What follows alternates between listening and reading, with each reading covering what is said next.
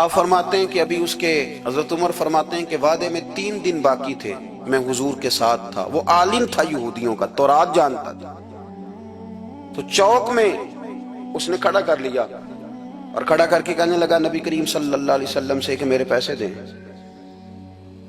تو حضور صلی اللہ علیہ وسلم نے فرمایا کہ ابھی تو 3 دن باقی ہیں وعدے میں، انشاءاللہ وعدے پہ دے دیں گے۔ میں نے جو مضمون چھیڑا ہے وہ میں نے مکمل کرنا ہے، آپ میری بات پہ توجہ کرنا۔ میں کہہ چکا ہوں کہ حضور کو دادا سے بڑا ہی پیار ہے۔ اب وہ یہودیوں کا عالم کیا کہتا ہے نبی پاک کو، تانا کس طرح دیتا ہے، معاذ اللہ ثم معاذ اللہ، نقل کفر، کفر نہ باشا۔ جب حضور نے کہا نا ابھی 3 دن باقی ہیں، تو کہنے لگا جی معاذ اللہ ثم معاذ اللہ، پھر معاذ اللہ، کروڑ دفعہ معاذ اللہ۔ کہنے لگا جی عبد المطلب کی اولاد کا طریقہ یہ ہے، پیسے لے لیتے ہیں پھر واپس نہیں کرتے، ہے نا اشتعال والی بات۔ یعنی ویسے ہی آپ کسی کو کہیں کہ تیرے دادے کی اولاد ساری کا طریقہ ہی وہ گرم ہو جائے گا۔ اور اگر یہ کہہ دیا جائے اس ذات کے بارے میں جس سے آپ پیار بھی عشق کی حد تک کرتے ہو، تو اب تھپڑ تو بنتے ہیں نا 4، اب ڈنڈا تو بنتا ہے نا۔ لیکن میرے نبی پاک اشتعال میں نہیں آتے تھے، مزاج نہیں تھا رسول کریم کا۔ نبی کریم صلی اللہ تعالی علیہ وسلم اتنی بڑی بات کر دی کہ حضرت عمر کہتے ہیں میں نے یوں کر کے تلوار پہ ہاتھ رکھا، نکال لی نیام سے باہر، گردن اڑاؤں گا اس گستاخ کی۔ رسول کریم نے فرمایا عمر یہ تو کیا کر رہا ہے، تیرے تو ذمہ یہ تھا کہ تو اسے نرمی کا کہتا اور مجھے پیسے دینے کا کہتا، اب اس طرح کر، اسے فلاں جگہ لے جا، وہاں کھجوریں پڑی ہیں تول کے دے دے، چل 2 کلو زیادہ بھی دے دینا۔ حضرت عمر فاروق رضی اللہ تعالیٰ عنہ کہتے ہیں میں نے کہا حضور زیادہ کس بات کی، میں تو پوری بھی ذرا ناپ تول کے دوں گا، اور احتیاط سے کس بات کی زیادہ، اس نالائق کو زیادہ دوں؟ حضور فرمانے لگے زیادہ اس لیے دینی ہے کہ تو نے اسے ڈانٹا ہے، تو نے تلوار دکھائی ہے، اب 2-3 کلو زیادہ دینی۔ حضرت عمر کہتے ہیں میں لے گیا اور میں نے 2-3 کلو کھجوریں زیادہ دی، پر وہ میرے اندر جو اس کے بارے میں کوفت تھی وہ جاتی نہیں تھی، میرا دل کرتا تھا کاٹ ڈالوں اسے۔ اور جب میں نے دے لی نا تو میرے قریب آیا، میرے گھٹنے پہ ہاتھ رکھا۔ آنسو بڑے قیمتی ہوتے ہیں، ایک کبھی نکلتے ہیں۔ کہتے ہیں جب میرے گھٹنے پہ اس نے ہاتھ رکھا تو وہ یہودیوں کا عالم رو پڑا، کہنے لگا عمر تیرا کیا خیال ہے کہ میں بلا وجہ یہ میں نے بات کر دی؟ کہا نہیں، تو روتا کیوں ہے، پہلے بے ادبی کرتا ہے اب روتا ہے۔ تو کہنے لگا عمر میں کوئی معمولی آدمی نہیں، میں پڑھا لکھا بندہ ہوں، معمولی ہوتا تو جلدی مان جاتا، میں تورات کا، انجیل کا، زبور کا عالم ہوں، میں نے آخری نبی کی ساری صفتیں اپنی کتابوں میں پڑھی ہیں، میں نے ساری باتیں چھپ چھپ کے نبی پاک میں دیکھ لی تھی۔ ایک بات میں نے حضور کی آزمانی تھی ابھی، وہ یہ تھا کہ نبی پاک کے سامنے جتنی بھی جہالت کرو گے نا، اللہ کے رسول کا حلم اس پر غالب آ جائے گا، حضور کا صبر اس پر غالب آئے گا۔ میں نے نا آج وہ آزمانا تھا، اور میں نے نا سازش کر کے بلال کو پیسے دیے تھے، اور میں نے سازش کر کے 3 دن پہلے مانگے تھے، پر عمر تجھے مبارک ہو، میں نے تو آزما کے مانا ہے، تو بغیر آزمائے محمد عربی کا غلام بن گیا ہے، اب لے جا، مجھے معافی بھی دلا، اور نبی پاک صلی اللہ علیہ وسلم کی غلامی بھی میرے لیے، اس سند پہ بھی تو میرے ساتھ شامل ہو۔ زندگی میں اشتعال نہ اپنے آپ کو آنے دیں۔ لوگ دنیا میں باتیں کرنے آئے ہیں، اور باتیں کرنے والے رہ جایا کرتے ہیں، باتیں کرنے والے، میری بات کی سمجھ آ رہی ہے، اور کام کرنے والے وہ کر جاتے ہیں۔ اگر آپ باتوں پہ آپ وقت گزاریں گے تو رہ گئے۔ اشتعال، وکیلوں کو بھی یہاں اشتعال آتا ہے، یہاں ڈاکٹروں کو بھی اشتعال آتا ہے، یہاں فلانے کو بھی اشتعال آتا ہے، یہاں بھئی آپ کس چکر میں پڑ گئے؟ اگر آپ کو اشتعال ہی آنا ہے، آپ دیکھیں نا اہل طائف نے نبی پاک کے ساتھ کیا کیا، تاریخ میں نا کچھ الفاظ ایسے ہیں جو پڑھے نہیں جاتے۔ جب انہوں نے کہا کہ معاذ اللہ، آپ نبی ہیں جو دروازہ دروازہ گھوم رہے ہیں، آپ نبی ہیں جن کے ساتھ لشکر ہی کوئی نہیں، پیسے ہی کوئی نہیں، آپ ہیں، اتنے سخت جملے، پھر پتھر بھی مارے۔ اشتعال تو 1.5 منٹ میں آ جاتا ہے بندے کو، اور ہمارے ہاں تو رہ بھی صرف اشتعال ہی ہے، صرف اشتعال ہی ہے، جس کو دیکھو اسے اشتعال ہے، ادھر بھی لڑائی، ادھر بھی دنگا، ادھر بھی فساد۔ بھئی آپ چھوڑیں۔ رسول کریم علیہ السلام کو حضرت زید بن حارثہ نے کہا حضور دعا کریں یہ تباہ ہو جائے، نبی پاک نے فرمایا، لفظ حدیث کے فرمایا لم ابعث لعانا، فرمایا میں کو تانے دینے والا بن کے آیا ہوں؟ میں وہ ہوں جو تانا زنی کروں گا، بد دعا دوں گا انہیں؟ فرمایا انما بعثت ہادیا و رحمہ، فرمایا میں تو رحمت بن کے آیا ہوں اور لوگوں کو ہدایت کا راستہ دکھانے کے لیے آیا ہوں۔ زندگی میں کبھی بھی اشتہار، ایک بات اور کرنی ہے آپ سے، اس پر بھی آپ نے خاص توجہ کرنی ہے، جو ہمارے لیے سرکار کی محتاجی میں سے خیرات ہم نے لینی ہے، وہ یہ ہے کہ نبی پاک صلی اللہ علیہ وسلم کو نا قرآن مجید نے حریص کہا۔ اللہ اکبر، یہاں شاید آپ مجھے کہہ دیں تو میں ناراض ہو جاؤں، لیکن قرآن نے کہا حریص علیکم بالمؤمنین رؤوف الرحیم۔ اللہ کرے کہ ہم قرآن کے الفاظ پر غور کریں۔ حریص علیکم، اے میرے محبوب کے غلاموں، نبی پاک صلی اللہ علیہ وسلم نا تم پر حریص ہیں، یعنی تمہاری بھلائی چاہنے میں جلدی کرتے ہیں، تمہاری بھلائی چاہنے میں۔ یہ ایسے الفاظ ہیں کہ اس سے بڑھ کر میں ان کا معنی نہیں کر سکتا، اگرچہ علماء تفسیر نے حریص علیکم کے کئی معنی بیان فرمایا محبوب کو جلدی ہے۔ بیٹا بھی اماں سے کہتا ہے اماں آہستہ آہستہ ہی میری ترقی ہوگی نا۔ اب مرید بھی پیر صاحب سے کہتا ہے حضرت صاحب ہوں میں شروع کرتے لئیے سویرے اٹھتے پہنا تے اے میں ہولی ہولی کر کے داڑھی، مجھے تو خیر بہت سارے کہتے ہیں، اس لیے ایک میرے سنگی ہیں اللہ تعالیٰ انہیں جزائے خیر دے، وہ جنوبی پنجاب سے ہیں تو وہ سرائکی ہیں۔ اب ہمیں اللہ نے یہ اعزاز دیا ہوتا ہے کہ ہمارے پاس ہر زبان کا بندہ ہوتا ہے، اس لیے کئی دفعہ اپنی زبان بھی گڈ مڈ ہو جاتی ہے، کیونکہ سب سے بات کرنی ہوتی ہے نا جی۔ تو مجھے کہنے لگے ایک دن فون کر کے پیر صاحب مبارک ہو گئے، میں نے کہا جی خیر مبارک، کیا ہوا؟ کہنے میں ان چھوٹی چھوٹی داڑھی رکھ لئی اللہ دے فضل نہ۔ میں کہا چلو میں تیری مبارک قبول کرتی تو مہربانی کری انہوں کھاد شاد باندھا رہی تاکہ تھوڑی بڑی بھی ہو ہی جائے کہ مبارک ہوئے۔ میں چھوٹی چھوٹی، میں کہا چلو اللہ کریم خیر کرے گا بڑی بھی ہو جائے، حالانکہ داڑھی کا کوئی وزن ہی نہیں ہوتا، کیا ہوتا ہے نہ چھوٹی کا نہ بڑی کا، اللہ سمجھنے کی توفیق عطا فرمائے۔ باہر کا جو بات عرض کرنی ہے اس کی طرف آتا ہوں آپ حضرات سے۔ حریص علیکم، بھئی ہر بندہ کہتا ہے میں آہستہ آہستہ چلوں گا، لیکن نبی پاک صلی اللہ تعالی علیہ وسلم نے شوق رکھتے میری امت کو جلدی سے خیر ملے، جلدی سے۔ آپ دیکھیں نا ہم نے نا اصل میں سنی تقریریں، سنانے والوں نے سنا دیں، بس وہ ٹھیک ہے ایک نظام ہے، لیکن کبھی کبھی نا ہم الجھ جاتے ہیں، اڑ جاتے ہیں کہ یار ایسے بھی ہوتا ہے۔ نبی پاک جلدی کرتے ہیں اپنی امت کو خیر دینے میں، جلدی۔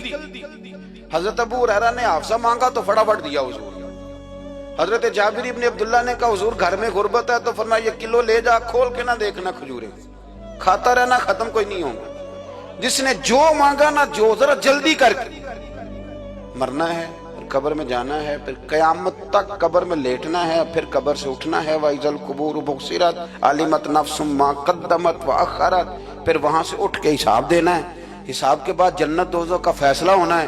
اور میرے نبی پاک صلی اللہ علیہ وسلم کو بڑا شوق ہے امت جلدی جلدی جنت میں جائے، لہذا فرمایا ابو بکر تو بھی جنتی ہے۔ حضور وہ قبر، وہ اٹھنا، وہ حساب کتاب، فرمایا میں جانوں اللہ جانے۔ عمر تو بھی جنتی ہے، عثمان بھی جنتی ہے، علی بھی جنتی ہے، طلحہ بھی جنتی ہے، زبیر بن عوام بھی جنتی ہے، طلحہ بن عبید اللہ بھی جنتی۔ 10 بندوں کو نہ کھڑے کھڑے جنت۔ امام حسن اور حسین پیچھے کھیل رہے تھے تو پوچھ لیا کسی نے حضور یہ 10 تو جنتی ہیں، تو فرمایا جو پیچھے ہیں، تو کہا سید الشباب اہل الجنہ، یہ جنتی ہیں اور یہ جنتیوں کے سردار ہیں۔ آپ ذرا پلٹ کے دیکھ لیں کس طرح حضور نے، اور یہ اس شوق کو آپ سمجھیں، ہمیں تو شوق ہی کوئی نہیں، اب یقین کریں نہیں شوق، زیادہ سے زیادہ شوق ہوگا تو اپنے بیٹے کے حق میں ہوگا کہ جلدی جوان ہو جائے، اور اس میں بھی ہماری ڈبل لالچ ہوتا ہے کہ بچہ جوان ہو جائے اور میں کبھی بوڑھا بھی نہ ہوں، یہ بھی جوان ہو جائے اور میں بھی جوان ہی رہوں۔ بھئی یہ تو نہیں نہ ہو سکتا، اگر وہ جوان ہوگا تو پھر آپ کو بوڑھا ہونا پڑے گا، لیکن ہمارا ڈبل لالچ ہے کہ یہ بھی جوان ہو جائے اور میں بھی جوان ہی رہوں، یہ ہو سکتا؟ نبی پاک صلی اللہ علیہ وسلم نے فرمایا، آپ ذرا غور کریں، فرمایا وہ پیر رومہ ہے جو خرید کے دے دے گا میں اسے جنت کی بشارت دیتا ہوں۔ فرمایا جو مسجد بنائے گا میں گارنٹی دیتا ہوں اپنے لیے جنت میں مکان بنا لے گا۔ میرے رسول کریم علیہ السلام جنت کو آسان کرتے چلے گئے، فرمایا دو چیزوں کی ضمانت دے دے، زبان اور شرمگاہ کا غلط استعمال نہ کرنا، میں تجھے گارنٹی دیتا ہوں کہ رب تجھے بغیر حساب کتاب جنت عطا کر دے گا۔ جلدی کے ساتھ حضور نے یہ شوق پیدا کیا۔ ہمارے ہاں نا ہر معاملے میں تیزی ہے، امیر راتوں رات ہونا ہے، حسین راتوں رات ہونا ہے، اور بادشاہ بھی نیک ذرا آہستہ آہستہ ہو کے کرنا ہے، آہستہ آہستہ آہستہ آہستہ۔ اور تو ہر ویلے مسیطے بہ رہے ہیں تے اور کتے بھئی ہے جی؟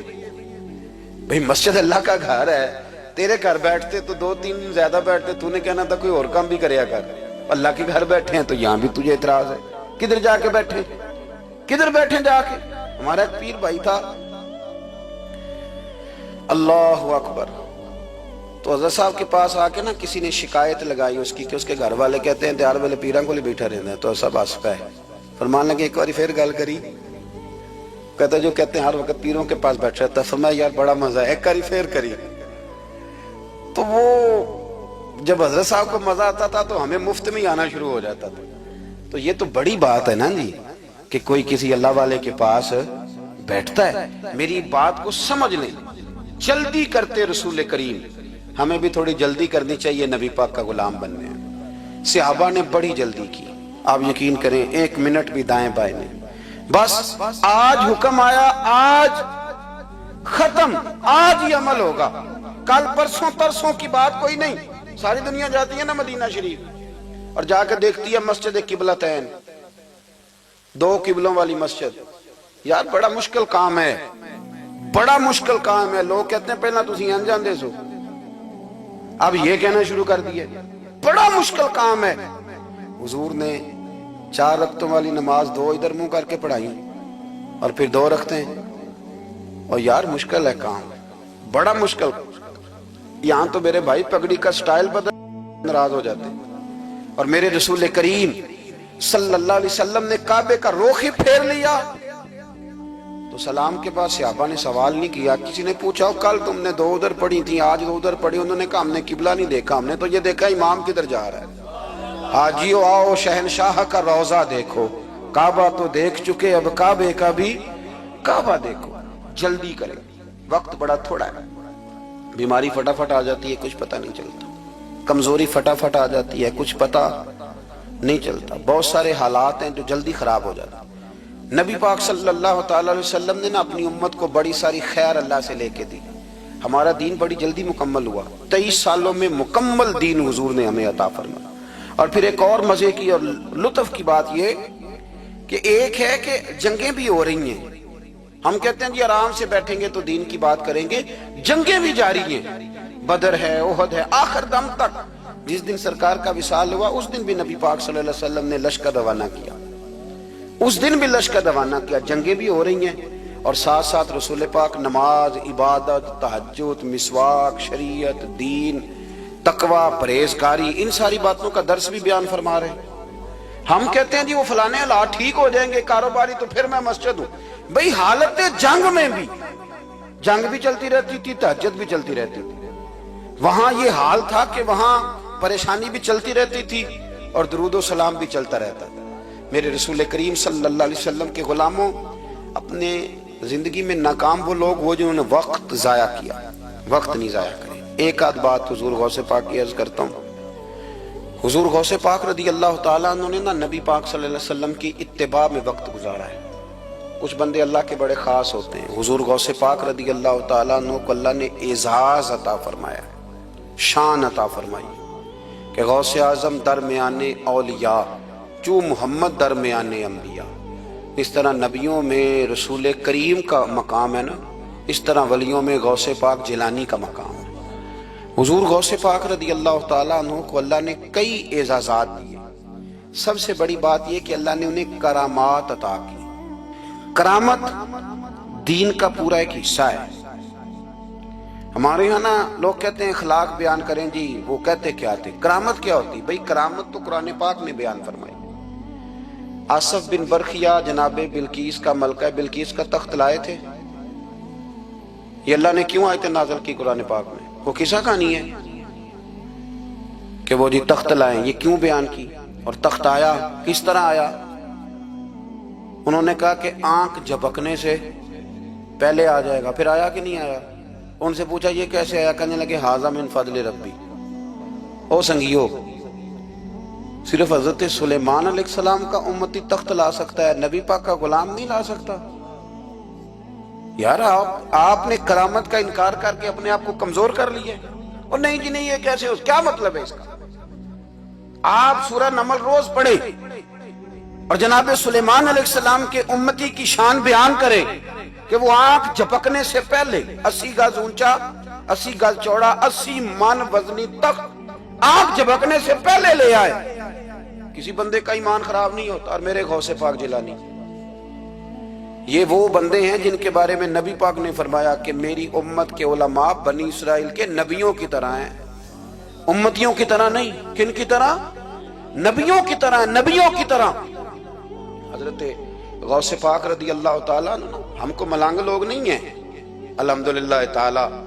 ہم تو غوث پاک کی کرامت بھی مانتے ہیں پر قرآن و سنت کی اینک لگا کے مانتے ہیں. یہ میری بات سمجھ لیں.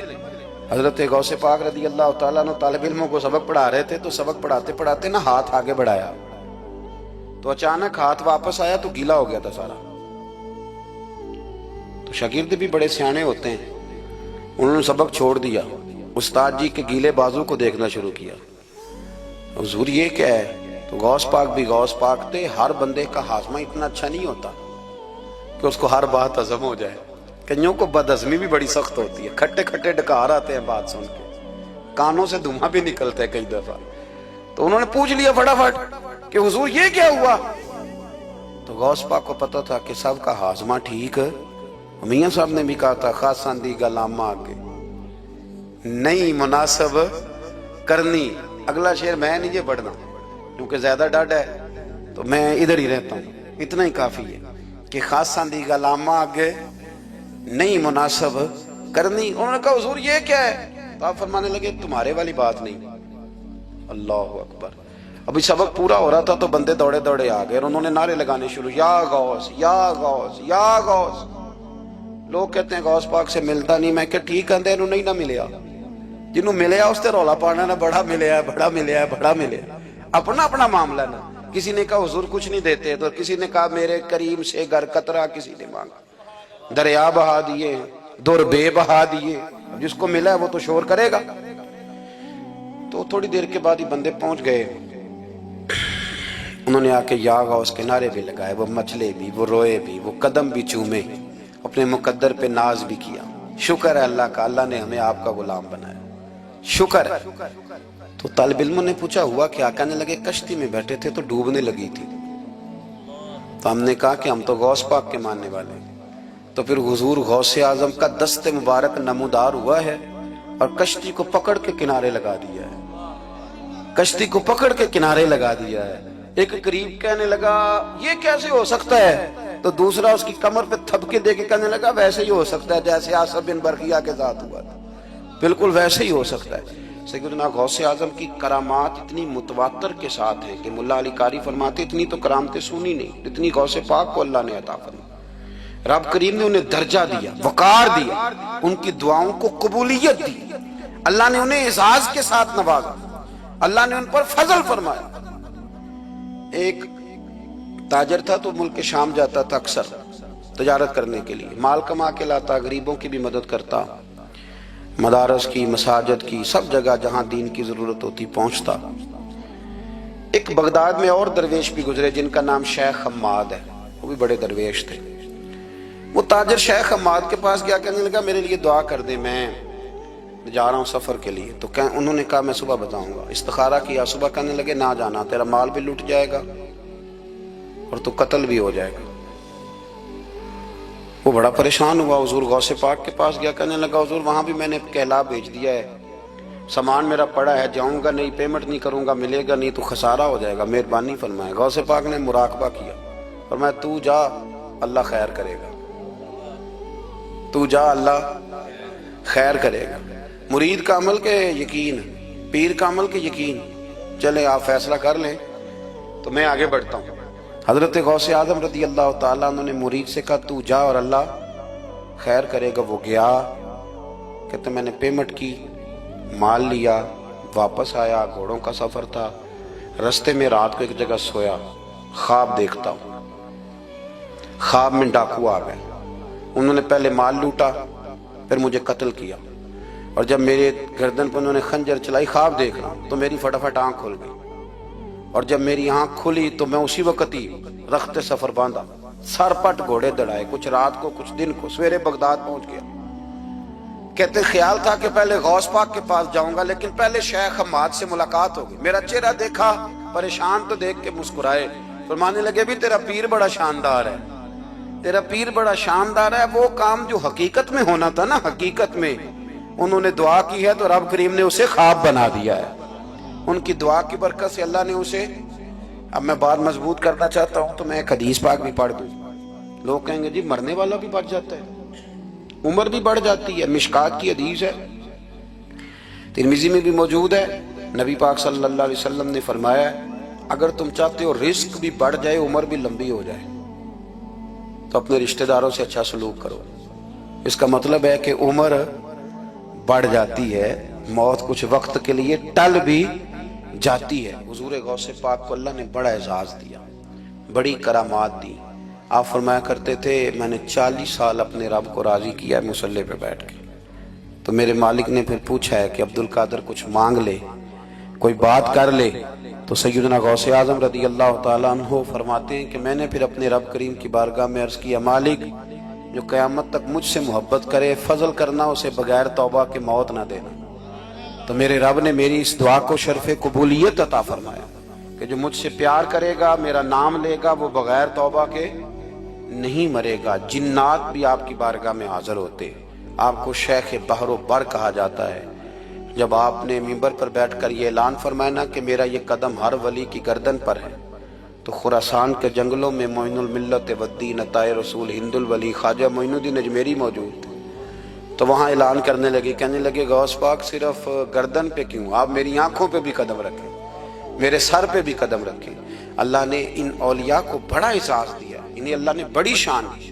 اپنی نسبت اللہ کے بندوں سے مضبوط رکھیں۔ ضروری نہیں کہ آپ کسی جگہ مرید ہی ہوں گے تو آپ کی نسبت مضبوط ہوگی، آپ خواجہ معین الدین سے پیار کریں، آپ حضرت بہاؤالحق نقشبند بخاری سے پیار کریں، داتا علی اجویری سے پیار کریں، آپ غوث پاک جیلانی سے، آپ اللہ کے نیک بندوں سے محبت کریں، ان کا تذکرہ سنیں۔ اب تو پوری مہم چلی ہوئی ہے اللہ کے بندوں کے خلاف، لوگوں نے ایسا وار چلایا کہ بس جی کچھ بھی نہیں جی آپ چھوڑیں، آپ ڈائریکٹ کتاب و سنت کو پڑھیں، کوئی بھی نہیں جی، کوئی ولی نہیں، تو پھر وہ جو اتنی آیتیں وہ حدیثیں وہ سارا کچھ، اس کا مطلب ہے امت میں ولی ہوتے ہی نہیں۔ تو الا ان اولیاء اللہ لا خوف علیہم ولا هم یحزنون کا کیا معنی ہے، اس کا کیا مطلب؟ آپ نے تو ملیا میٹ کر دیا، سارا پوری مہم چلی اللہ کے بندوں سے پیار کرے۔ اور میرے نبی پاک صلی اللہ علیہ وسلم نے فرمایا جو جس سے پیار کرے گا قیامت کے دن اسی کے ساتھ اٹھایا جائے گا۔ اور حضرت ابو ذر غفاری نے عرض کیا تھا یا رسول اللہ اگر وہ ان جیسے عمل نہ بھی کرے تو فرمایا اللہ بڑا کریم ہے، ایمان کی سلامتی سے جائے اللہ ان کے ساتھ ہی کھڑا فرما دے گا۔ حضرت محدث اعظم پاکستان مولانا سردار احمد صاحب رحمۃ اللہ علیہ بڑے مصروف آدمی تھے، پر بڑھاپے کے عالم میں بھی نا شیخ الحدیث تھے، شاید اتنے کسی کے شاگرد دنیا میں ہوں جتنے حضرت کے تھے۔ ہر جمعرات کو فیصل آباد سے لاہور آتے تھے داتا صاحب کے مزار پہ حاضری دے، ہر جمعرات۔ یہ چند دن پہلے ہمارے ایک بزرگ افریقہ سے آئے ہوئے تھے، افریقہ سے، تو پوچھا حضرت جی خیریت سے آنا ہوا؟ تو کہنے لگے پہلا مقصد تو داتا صاحب کے مزار پہ حاضری دینا اور باقی اس کے بعد۔ تو ہر جمعرات کو حضرت محدث اعظم رحمۃ اللہ علیہ آتے تھے، ہر جمعرات۔ ایک مولوی صاحب نے ایک دفعہ شوشہ چھوڑ دیا لاہور میں کہ داتا صاحب کی قبر تو قلعے میں ہے، لوگ شوشہ چھوڑتے رہتے ہیں نا کہ چلو کسی طریقے سے بندے ہٹائے جائیں، پر جن کی محبت اللہ دلوں میں پیدا کرے وہاں سے کیسے ہٹایا جائے؟ وہ جی ادھر قبر ہی نہیں، وہ تو قلعے میں ہے۔ وہ تجھے کون بتا گیا؟ کہتا جی میں نے ایک روایت پڑھی، فلانے بندے نے لکھا ہے، چلو جی الجھاؤ بن گیا ہمارے ہاں، جو انوکھی بات کر دے اس پہ بحث بھی شروع ہو جاتی، بڑی لہد ہوئی، بڑا کچھ ہوا۔ سید ابو البرکات شاہ صاحب ایک بہت بڑے عالم گزرے ہیں، داتا صاحب کے مزار سے تھوڑا سا آپ آگے بڑھیں تو حزب الاناف بہت بڑا مدرسہ ہے، اس کے وہ شیخ الحدیث تھے، اعلیٰ حضرت کے خلیفہ تھے، سید تھے۔ حضرت مولانا سردار احمد صاحب اسپیشل فیصل آباد سے آئے، سید صاحب کو وہاں سے ساتھ لیا، داتا صاحب کی مسجد کا سپیکر کھولا، اور کھول کے فرمانے لگے جس بندے کو شک ہے نا کہ داتا صاحب یہاں موجود نہیں، قلعے میں ہیں، وہ آ جائے، میں داتا صاحب کو آواز دوں گا، داتا صاحب قبر سے بول کے کہیں گے میں اندر ہی ہوں، آ جائے، میں آواز دے۔ بات ویسے کافی بڑی ہے، آپ کے اگر ذوق اس پر توجہ دے تو داتا صاحب اندر سے بولیں گے اور کہیں گے کہ نہیں میں یہی ہوں۔ وہ سید صاحب کہتے ہیں کہ مینوں تساں ایک گھر تے نہیں دسی یہ گل، ساتھ ہی لے آئے ہو، وہ گھر میں بھی بتانا تھا۔ اور کہتے ہیں جبہ کھینچ کے نا محدث اعظم کا، کہنے لگے مولانا آپ نے بڑا دعویٰ کر دیا ہے، بڑا دعویٰ کر دیا آپ کہ داتا صاحب اندر سے بولتے، بڑا دعویٰ ہے۔ مولانا سردار احمد صاحب فرمانے لگے سید صاحب اپنی مرضی سے نہیں کیا، داتا صاحب سے پوچھ کے کیا ہے، داتا صاحب نے مجھے کہا ہے تو آواز دینا اور میں اندر سے بول پڑوں گا۔ فرمایا میں کل شام تک ادھر بیٹھا ہوں، جس کا دل کرے وہ آئے، میں انشاءاللہ تعالی آواز دوں گا اور علی بن عثمان حجویری قبر کے اندر سے بولیں گے، لیکن چونکہ پیچھے کرم تھا نا لہذا آیا کوئی بھی نہیں۔ پہنچا کوئی بندہ تو یاد رکھیں اللہ کے بندوں سے پیار کریں۔ تنقید والے بندے ساری زندگی بیچارے اسی کھاتے میں رہے، کچھ نہیں بن سکا، خود بھی بے سرور رہے، دوسروں کو بھی بے سواد کیا۔ اپنے آپ کو مزیدار کریں۔ دو باتیں میں نے سیرت کی عرض کی ہیں، ایک تو اشتعال انگیزی سے بچیں زندگی میں، کبھی بھی کوئی کتنا مرضی لوگ اشتعال تو دلائیں گے، اشتعال میں نہ آئیں۔ اور دوسری بات یہ کہ جلدی کریں دین پر عمل کرنے میں، لیٹ نہ کریں، سرکار نے جلدی فرمائی ہمیں دین دینے میں۔ اور پھر ایک بات میں نے آپ کی خدمت میں یہ عرض کی ہے کہ اللہ کے ولیوں سے پیار کریں، اللہ ہمیں سمجھنے کی توفیق عطا فرمائے۔